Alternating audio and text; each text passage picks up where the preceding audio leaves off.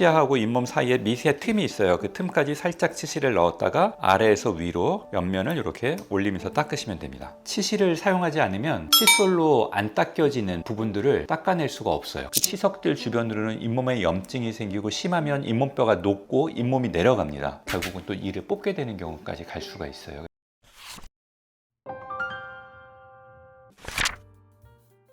치실 사용법을 알아보겠습니다. 이 시중에서 구할 수 있는 치실입니다. 보통은 이렇게 작은 통에 들어있어요. 이 통의 뚜껑을 열면 실이 나오고요. 여기서 실을 이렇게 잡아서 당기면 실이 뽑혀져 나옵니다. 이 실을 대략 한 40cm 정도, 적당히 눈대중으로 하세요. 어깨 너비 정도? 네, 한 어깨 너비 정도 된다고 보시면 되겠네요. 어깨 너비 정도 될 것 같아요.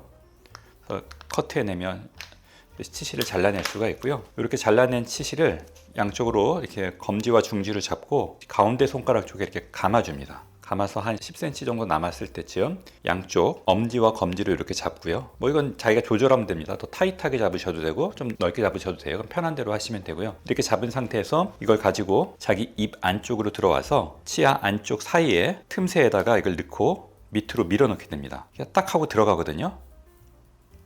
들어가면 이 들어간 상태에서 좌우 쪽에 있는 치아면을 아래에서 위로 올리면서 음식물 찌꺼기랑 치태 등을 제거해 주는 겁니다. 또 반대편도 마찬가지로요.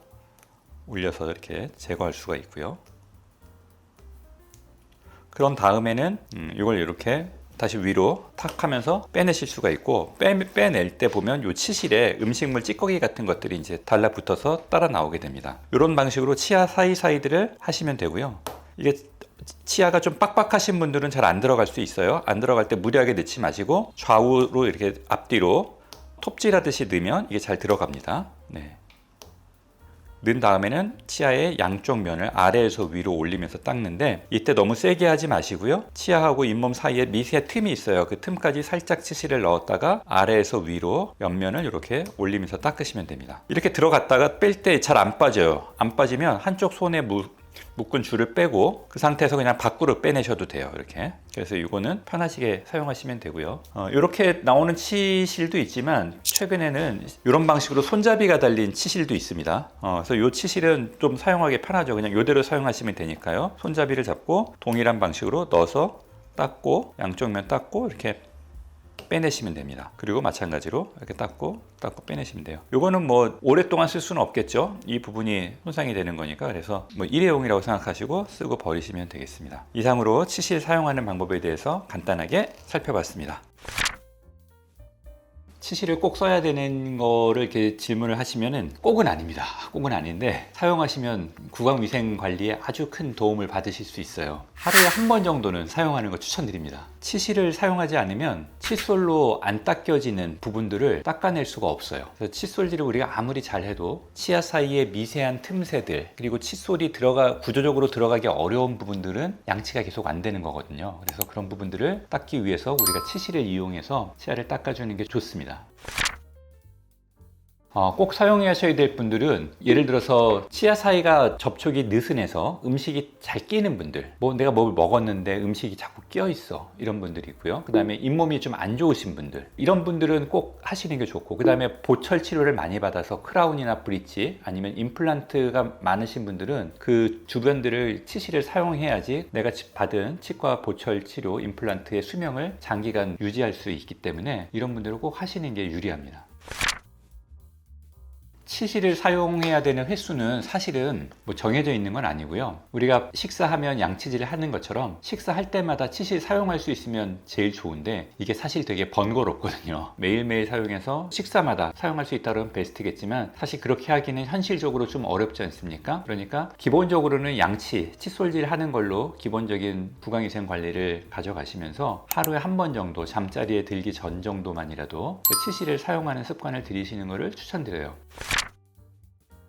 네, 맞아요. 이게 사실은 저 같은 경우도 이거에 대해서 뭐 큰 상관은 없는 것 아닌가. 사실 뭘 먼저 하든 간에 둘 다 하면 괜찮습니다. 괜찮은데 연구 결과에 따르면 아무래도 치실을 먼저 사용하고 칫솔질을 했을 때 치태 제거 효과가 있었다는 보고가 있습니다. 왜 그러냐면 치실을 사용해서 칫솔이 들어가기 어려운 부분들을 먼저 음식물 찌꺼기를 제거하고 치태를 제거해 주고 난 다음에 칫솔을 사용하면 칫솔이 더 많이 닿는다는 거죠. 치아 구석구석에. 그래서 조금 더 좋은 효과가 있었다는 연구가 있는데 뭐 저는 그래서 치실을 먼저 사용하시고 그런 다음에 치약을 묻혀서 칫솔질 하시는 걸 이제 추천드릴 수 있겠습니다.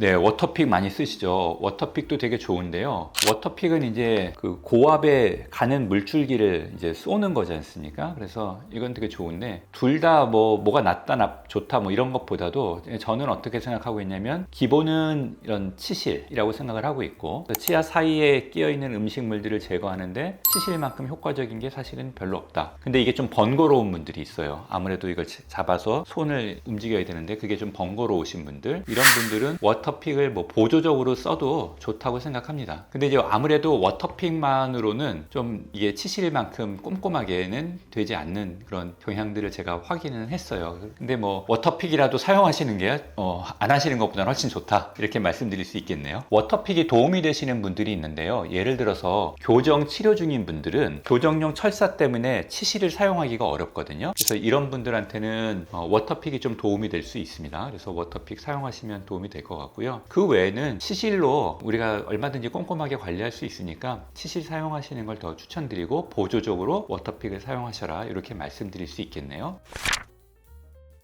그리고 최근에 나온 그 치실들 한 가지 소개해드리면, 치실을 사용하다 보면 이게 잘 안 들어갈 때가 있어요. 치아 사이가 되게 빡빡해가지고 이게 들어가야 되는데 안 들어갈 때가 있거든요. 그럴 때는 무리해서 이거를 넣으시려고 하지 마세요. 그래서 안 들어가면 그냥 안 들어가는 데들은 건너뛰고, 그런 부분들은 일반용 칫솔이나 치간 칫솔을 이용해서 치아 사이 음식물 찌꺼기들을 제거한다고 생각하시면 되고, 또 최근에 나온 칫솔들 중에서 이런 칫솔은 아니지만 이 칫솔 끝이 이렇게 단단하게 뭉쳐 있는 게 있어요. 바늘 끝처럼. 그런 걸 이용해서 이렇게 벌어진 쪽으로 먼저 이렇게 밀어 넣을 수가 있습니다. 그러면 위에서 안 들어갈 때 이 치실을 사용할 수 있거든요. 그래서 이렇게 넣어가지고 이렇게 잡고 이 부분으로 이렇게 치실을 사용하고 또 반대쪽으로 바깥쪽으로 빼내면 되겠죠. 이런 치실도 있으니까 이런 식으로도 사용할 수 있겠습니다.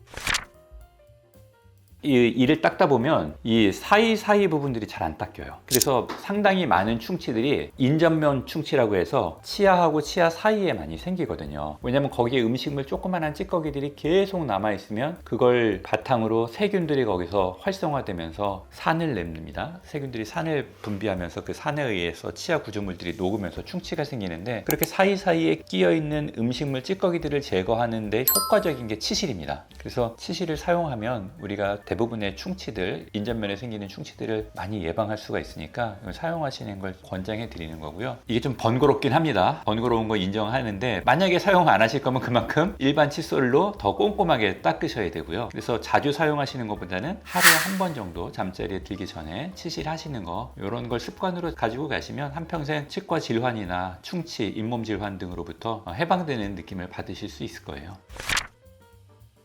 치실도 마찬가지지만 칫솔질의 특징이 뭐냐면, 방치하면 그 사이에 음식물 찌꺼기들이 이제 단단하게 굳으면서 치석이 생기고, 그 치석들 주변으로는 잇몸에 염증이 생기고, 심하면 잇몸뼈가 녹고 잇몸이 내려갑니다. 그러면 잇몸뼈가 내려가면서 치아 구조물들을 잡고 있는 잇몸뼈가 내려가는 거니까 치아가 흔들리죠. 흔들리다가 너무 많이 내려가면 이제 치아를 결국은 뽑게 되는 현상까지 가게 되고요. 충치는 치아 구조물들이 이제 사가 들어가면서 그 사가 들어가는 구조물들이 계속 퍼지면서 신경까지 충치가 발생이 되면 이제 치아가 죽게 되죠. 그러면서 치아 색이 변색이 오고 엄청나게 심한 통증이 수반될 수도 있고요. 이제 그러다 보면 그래도 그걸 치료를 안 하면 치아들이 그 속에서 다 바스러지게 됩니다. 그래서 충치를 다 제거하고 나면 치아 머리가 다 날아가 버리기 때문에 결국은 또 이를 뽑게 되는 경우까지 갈 수가 있어요. 그래서 이런 부분들은 우리가 미리 예방하는 측면에서 내 치아를 보존하고 살리고 유지하는 측면에서 꼭 필요한 거라고 이해를 해주시면 좋고요. 물론 귀찮고 번거롭고 당장에는 불편함이 없지만 치과 질환의 특성상 지금 당장에는 문제가 없는데, 이걸 방치했다가 5년, 10년, 15년 뒤에 치과에 가면 진짜 막 임플란트를 막 8개, 10개씩 심어야 되는 그런 경우들이 생길 수 있습니다. 그래서 그런 것들을 예방하고자 이렇게 관리를 해주시는 게 꼭 필요하다는 말씀 다시 한번 제가 드리고 싶네요. 오늘 치실 사용법에 대해서 좀 알아봤고요. 치실을 꼭 사용해야 되는지, 그리고 어떤 분들이 더 사용하면 좋은지, 치실 사용하기 어려운 분들은 뭐 워터픽이라는 것들을 사용하면 좋다는 말씀도 제가 드렸고요. 치실이 좀 귀찮긴 합니다만 자주 사용하시는 것보다는 그냥 하루에 한 번 정도 잠자리 들기 전에 사용하는 습관을 가지고 가시면 한평생 내 치아와 잇몸 건강을 지키는 데 많이 도움이 되니까 여러분들 좋은 습관 한번 장착해 보시면 좋겠습니다. 네, 시청해 주셔서 감사합니다.